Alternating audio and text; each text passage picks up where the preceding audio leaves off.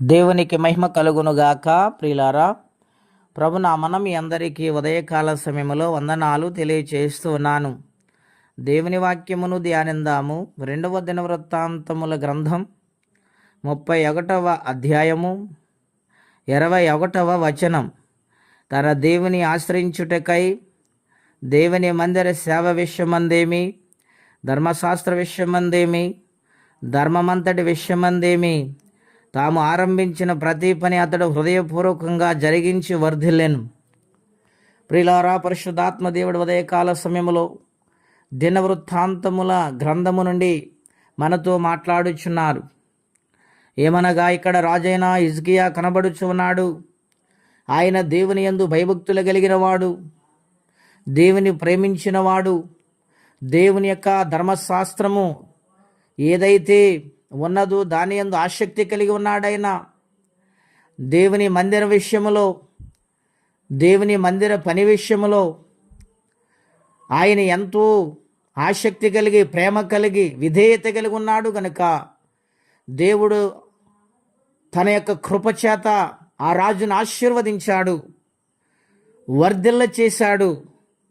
ప్రిలారా, తన చేసిన ప్రతి పని దేవుని సన్నిధిలో హృదయపూర్వకంగా చేశాడు గనుక రాజ్యము వర్ధిల్లింది.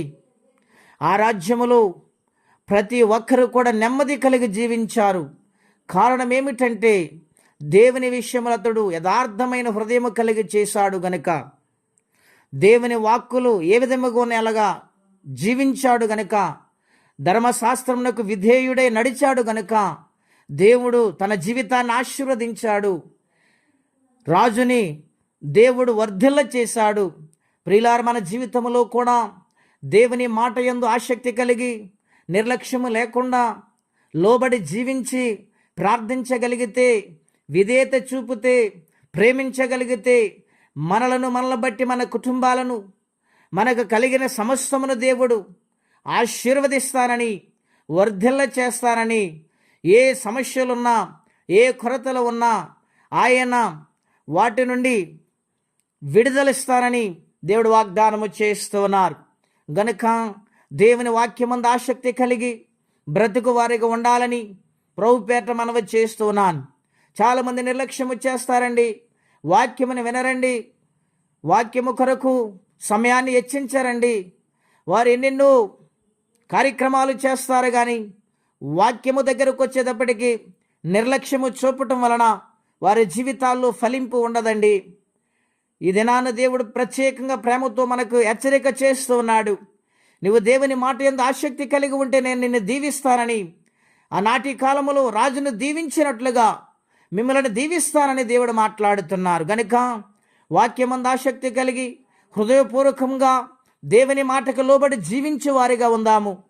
దేవుడే ప్రతి ఒక్క సమస్య నుండి విడిపిస్తారు, ప్రతి ఒక్క ఆర్థిక సమస్య నుండి విడుదల కలగ చేస్తారు.